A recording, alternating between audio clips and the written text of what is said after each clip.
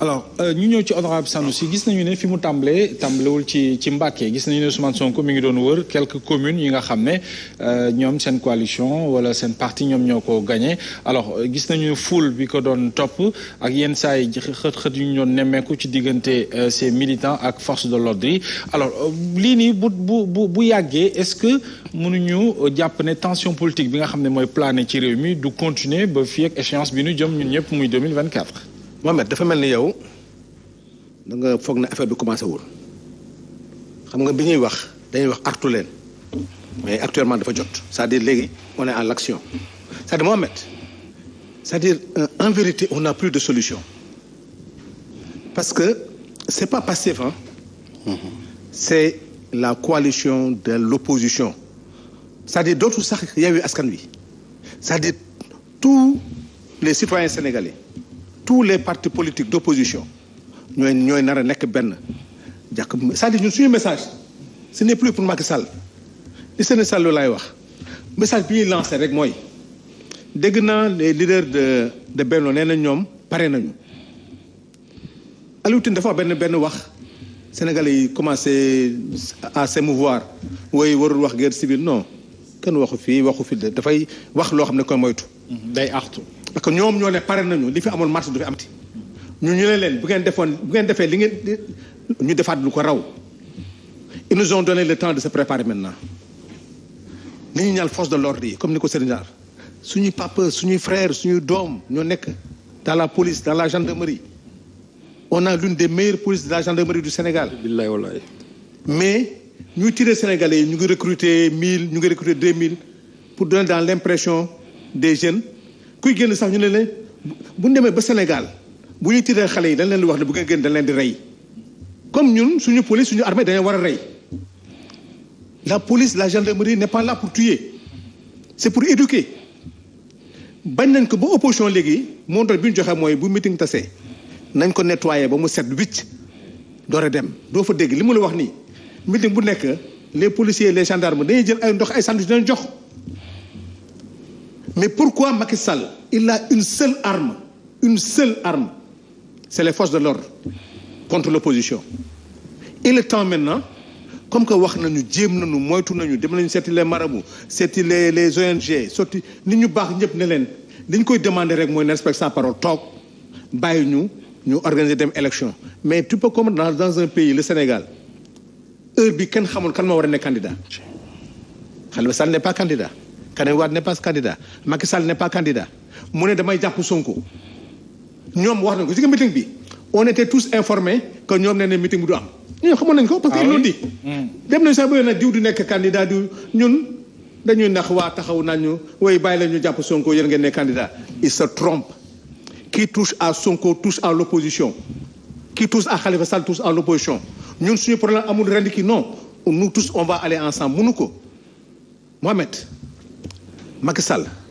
ak ñi mu àndal bu dee ils ont des militants nañu bàyyi les forces de l'ordre de côté ñoom ñu ñuy meeting ñoom ñu ñëw arrêté ko parce que ce qui va se passer comme que ñun duñu meeting ñoom dootuñu meeting. ah oui mais loolu pëccxoo lay jur. non bu ñu demee ba ci biir. qu'est-ce qu'on va faire léegi est-ce que tension bi ñuy wax du gën a. man maa lay poser question. oui ñun qu'est-ce qu'on doit faire léegi qu'est-ce qu'on doit faire xam nga les 3 jours francs là xam nga c'est pour sur la forme des corrections administratives nga def ko yu mel noonu. L'objectif c'est pas une dictée de contrôle où tu veux sanctionner la personne non c'est que les 3 jours francs pour que s'il y a une erreur administrative wala s'il y a des erreurs de forme ñu corriger ko mais boo ko defee téye ko jusqu'à la dernière minute dem nañu ba def beneen plan 2 plans nañu tegoon benn bi ñoom ñu menacé wax ne dañuy menacé pour yàqu ko le préfet ne non comme il y a risque de trouble à l'ordre public ñu dindi ko beneen bi ils ont voulu manipuler au niveau de Touba pour wax ne yu kenn xamul mais loolu yëpp dégluñu ko mais Macky waroon na am orma ci Touba xam ne lii war ko def à Touba waruñu dem dara amul Touba lu ñaaw loo xam ne def nga ko mais tey yàlla moom mënoon na musiba mënoon na am dem na ba moo xam jàkkaarloo nañu est-ce que parce que attention il faut que l'Assemblée nationale aussi joue son rôle nous à partir de demain de lundi on sera à l'Assemblée s'il y a un guérilla parlementaire il y aura un guérilla parlementaire parce que nag dëkk bi ou bien ñoo ko bokk am na seen bu ne bu defar jotee na ñëpp defar mais bu yàq jotee bu la kenn dàq yàq feneen toll nag ñun. d'accord alors madame le maire nee na li xew Touba Macky Sall est-ce que mun nañ ci dut baaraam tuuma président Macky Sall moom mi nga xam ne mi ngi amal tournéem ca Thiès ak tund yu ko wër mais li ma gënoon yitteel bokk na ci en mars 2021. dafa ne woon li fi amoon dootu fi am mais je vous ai compris parce que li xew mars 2021 au-delà kas yeeg dàqante beeg yu mel noonu ay pillage amoon na ci yenn ci ay station mu mel ni moom jàppoon na ne comprendre na ndaw ñooñu peut-être ak li ñu jotoon a génn crise beeg yi ci mel xëy na dafa am fu ñu toll mais tey à Touba lu mu xat-xat tàmbali nu gis ay kuréel wala sax ay boutiques yu mag a mag yu ci mel ni ay seen champ ay station yu ñuy pillé mu mel ni lu dundoon en 2 mars 2021 la ñu nekk di bëgg dundaat ci 2023 bi ñu nekk alors aujourd'hui fan la ñu war a mën a jaar pour une sortie de crise. waaw en fait dañuy wax rek yenn yi nga xam ne mooy les lois yi nga xam ne moo ñu régir la liberté de circuler du man maay décider nit fii nga war a jaar wala doo jaar fii wala kii ngay àndal doo àndal liberté d'opinion wax naa ko sànq c'est-à-dire que interdit wu préfet bi dafa mettre en péril la cohésion sociale damay dem fu gën a sori le monsieur Guèye buy naan ñun ak militaires yi ñoo nuñ koy waxee te suñuy mbokk lañu. ñun dañuy dëkk ci suñuy kër am ay xarit yu nekk de l'autre camp am ay mbokk yoo xam ni yow da ngay nekk opposition ñoom ñu nekk pouvoir peut-être bu ngeen di tëdd yéen ay bokk lal ce qui veut dire que Sénégal bi benn la au-delà de ay hommes de tenue femmes de tenue ak leneen les gens du pouvoir et de l'opposition weesuwuñu ñun suñu entourage donc kenn ci ñun bëggul bu ëllëgee mu am xeex kenn bëggul bu ëllëgee ñuy waxante loo xam ni bu ñu xoolantee duñ fa yegg. Pourquoi ñenn ñi di joxañ le président de la République? Parce que c'est lui qui est le garant de notre sécurité. moom mooy le gardien de la Constitution moom la nit ñi fal te tey kër bu fa dara amee de balaa ñuy xool ñi nga xam ne ñoo fa dëkk ci kilifa gi la ñuy ñëw tey bu police ñëwee di dugg ci kër bu fëggee kilifa gi lay laajte donc moom mooy kilifa donc moom moo war a xam ni en fait ñëpp la war a tëddee njaaxaanaay benn. Deuxièmement lu ñëpp bokk kenn moomu ko. mënuñu ne ñii da ngeen di am liberté de manifester da ngeen di am liberté de faire li ngeen bëgg ñu ne ñee amoo leen liberté bi da ngeen yii loi moo leen di régir loolu bu amee rek cassure am na. donc crise bi bu amee man dama ciy profito di interpeller en réalité ñi nga xam ne dañu ne ils sont de la société civile. parce que tey c'est de leur responsabilité de rappeler les gens ci les fondamentaux yi nga xam ni moo ñu régir. bi ñuy dem le 23 juin di xeex pour un 3e mandat moi je suis la coordonnatrice des jeunes du M23. bi ñuy taxaw di dem di xeex am na benn slogan bu ñu doon wax dañ doon wax bu dee jotee ku dund doo góor ñu nekk ci benn niveau d'engagement boo xam ne bu ñu taxawee policiers yi daanuñu xool ay mbokk lañ ak loolu peut-être que aujourd'hui avec un recul 10 ans après mën nga mesurer loolu mais sur le coup ñun on pensait à nos camarades qui sont morts sur le terrain et malheureusement man bu may xool lii xew fan yi c'est comme si dañu tegoon pause film bi di joué waat et ça nous rappelle ci li ñu doon wax sur la dialectique que nit ki bu amulee pouvoir en réalité les principes qu'il défend aujourd'hui bi pouvoir bi amee dafa mel ni principe yooyu dafa muur suñu bët yi et ce qui est dangereux la jeunesse elle est incomprise la jeunesse dafa nekk dans une situation boo xam ne amuñu liggéey ñu nekk ci situation boo xam ni bu ñu nekkee ci Sénégal ba nit ñi di def Barça wala Barsak di jël gaal yi ñu gis ni tey et foofu laa bëgg embrayer les employés municipaux sont en grève amul dara lu ñu dégg parce que man je me dis tey les milliards ou les millions yi nga xam ni moom la ñu mobiliser pour def un conseil des ministres décentralisé à Thiès qui a été déjà fait en 2014 où les promesses sont les mêmes en 2014 dañu ne nañu defaraat les chemins de fer nouvelle textile du Sénégal nu ñuy defee ba Dakar Bamako ñu defaat ko c'était des promesses à coût de milliards ñi ngi lan 2023 à peu près 10 ans dara amul leneen di le maire de Dakar avait envoyé une lettre au président de la République en lui disant vous êtes le président de tous les Sénégalais je dirige une institution qui est la ville de Dakar recevez-nous parce que les Dakarois aussi font partie du Sénégal yow nga dem ba Thiès le maire de Thiès qui pour moi est un républicain te reçoit xaalis bi nga def Thiès alors que promesse yi nga defoon les Thiessois il y a 10 ans en arrière defoo ko fii jarul woon xaalis mënoon nañ fi def un conseil des ministres le maire de Dakar toog ñu wax quels sont les problèmes des Dakarois parce que je me pose la question à savoir def nañu les 14 régions du Sénégal en 2014 su ma juumee ci nu ñu koy waxtee ci année bi ñu wax ma est-ce qu'on a évalué parce que sinon ça devient du pilotage à vue parce que tey bu ma nee damay def benn soin des cheveux pour que samay karaw pousser après 3 mois dinaa xool ndax avancé na wala avancé il y a pas eu d'évaluation donc pilotage à vue là et en 2014 je rappelle que c'était à la veille des élections locales où on a fait un conseil des ministres décentralisé au niveau de Thiès pour peut-être barrer la route à l'ancien maire de Thiès Idrissa Seck en faisant des promesses et en faisant une mobilisation bu tolloog bi bu ko weesuwul bu ñu defoon à Thiès. mais en 2014 448 milliards lañ leen waxoon. lan lañ ci réalisé voilà li ñu ne aussi dinañ yokk sax koppar googu ba 1500 milliards ak infrastructure yi ñu annoncé yi ñu defar ko mais il y a eu des inaugurations quand même. monsieur madame le maire. monsieur am na ay inaugurations quand même. monsieur balaa ngay tegal nit añ da nga koy defal ndekki. mais il y a eu des inaugurations. non je peux continuer. Oui, ils ont donné un chiffre de 400 et quelques milliards. Absolument. Il y a eu des inaugurations, mais tout n'a pas été fait. Donc il n'y avait pas une urgence. Et li doy waar mooy en 2014 c'était à la veille des élections locales où il y avait une mobilisation monstre où on a fait nu ñu koy waxee des promesses aux Thiessois. En 2023 après une défaite cinglante lors des locales, une défaite cinglante lors des législatives nga ñëwaat tu fais encore des promesses. À la limite man je pose une question aux Thiessois et aux Thiessoises est-ce que loolu war nañ ko gëm mooy benn. Deuxièmement li ma gêné ci conseil des ministres décentralisé bi mooy man je suis pour le respect des institutions.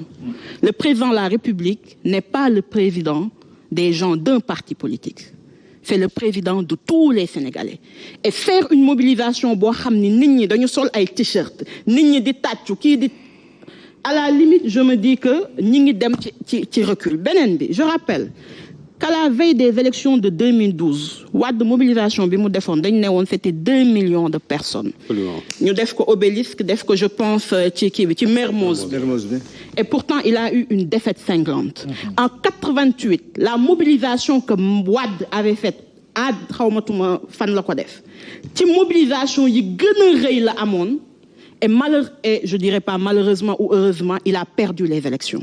Diouf en 2000 kenn dàq ko woon mobilisé il a perdu les élections juste pour dire. Pour dire quoi? Le peuple sénégalais est un peuple éveillé, est un peuple averti et un peuple qui sait choisir. Je ne présume ni de la défaite ni de la victoire de quelqu'un parce que troisième mandat mënul am. Donc loolu c'est clair. Donc dugguma mais li may wax rek mooy nañu bàyyi à tous les Sénégalais et à toutes les Sénégalaises qui ont leur carte d'identité ñi nga xam ni mën nañu bokk à des élections ñu dem ñu wax seen ambition les Sénégalais dinañu trancher dans la paix et trancher dans la paix bi ce n'est ni de la responsabilité de l'opposition c'est de la responsabilité du pouvoir régalien bi nga xam ni ñoom ñoo war a sàmm suñu ay àq ak yelleef su ma nee àq ak yelleef nag dafa weesu man nii di wax àq ak yelleefu le président Khalifa Sall dañ ko war a sàmm àq ak yelleefu Déthié Fall qui est un leader politique dañ ko war a sàmm àq ak yelleefu le président de Gëm Sa Bopp dañ ko war a sàmm àq ak yelleefu aujourd'hui le maire de Ziguinchor Ousmane Sonko dañ ko war a sàmm mais plus loin le maire de Dakar a été agressé en allant rendre visite à un de ses concitoyens à Dakar il a été agressé donc le rôle du pouvoir c'est que ñooñu ñëpp mu mën leen nu ñu koy waxetee mu mën leen protéger parce que c'est son rôle et c'est pour cela qu'il a été élu man loolu laa bëgg. D'accord alors Moussa souvent on parle de crise et de chaos mais boo koy xool 2 ans yi jot a jàll yëpp ci tension politique bu ñuy dund c'est entre Macky Sall et Ousmane Sonko qui se font la guerre au moment où d'autres leaders sont là ñu ngi mener seen activité comme il se doit ñu ngi waajal ñoom itam seen bopp ci échéance yu ñu jëm alors aujourd'hui est-ce que jotul ñaari pàcc yooyu ñu ko ñenn ci société civile waxee xool nag naka la ñu mën a jeexale situation bi ni mel ndax xam sax faf dina yomb. waaw xam nga ñun moom injustice boor bu mu mënti situé dañ koy combattre nous combattons l'injustice sous toutes ses formes parce que dañu jàpp ni président Macky Sall ci yoon bu mu nekk candidature boo xam c'est illégitime la et c'est illégal bu mu ko sax jéem a teg beneen bi moom mooy c'est inopportun amalul njëriñ Sénégalais yi. ba pare dafa nekk lu dangereuse. ñu jàpp ni sous-région bi actuellement dañ nekk ci tension dañ nekk ci instabilité politique climat social bi xaw a délétère waruñu yóbbu ci situation boo xam ni tey jeunesse bu Sénégal communication bi ñuy gën a partager mooy lan il faut ngeen souffrir il faut que violence am pour se départir de Macky Sall il faut mettre le pays à feu et à sang pour que ordre mën a rétablir ci réew mi. parce que ñenn pàcc ci opposition bi dañu ne Macky Sall rapport de force la xam. boobu xëy na foofu lañ koy fekk. si loolu moo waral damay masawu de passage délégation bi nga xam moom lañ dépêché woon au niveau de Gëm sa bopp. dañu demoon fële ca Mbacké avec à sa tête Modou Gueye l'original. mu nekk chargé de la massification de Gëm sa bopp. ñu am ci sax jigéen goo xam ni daf ci piqué crise d'asthme parce que dafa essuyer ay jet de lacrymogène donc ñu koy massawu ci loolu mu nekkoon loo xam ni c'était évitable donc bref may wax ni le président Macky Sall actuellement mën nañu wax ni il est mal entouré ou bien il n'écoute que sa femme ñaar yooyu bu mu ci mënti doon jàpp nañ ci góote rek la koy yóbbee ndax bu fekkee mi ngi décrypter signaux yi nga xam moom la ko peuple sénégalais yi di envoyé warul terminer comme Tandian wala benn Ali. parce que ñooñu dañoo dugg ci histoire mais dañoo génn par la petite porte. loolu ci boppam la ko président Idrissa Seck junju déjà booy xool xam ni bàyyi na ko bu yàgg mais il me semble que le président n'avait pas bien compris parce que daf ko rendre ay civilité tagg ko ni ko wax dëgg yàlla ko mën a wax ka ko maîtriser art oratoire nga ma jàpp ni président Macky Sall ñi ko jege war nañ wax ak moom avant qu'il ne soit trop tard. parce que jàpp nañu ni actuellement bu fekkee les alliés yi nga xam ñoo ko gënoon a jege dem nañ ba ñoom ñëpp bàyyi nañ ko wala boog ñu ci bëri ay coquilles vides lañ nekk ci wetam di nekk ci di goûter ci li nga xam ne moom mooy privilège yi ñuy am waaye peuple sénégalais bi dans sa majorité tourné leen le dos le président Macky Sall parce que jàpp nañu ni ñun luy constitution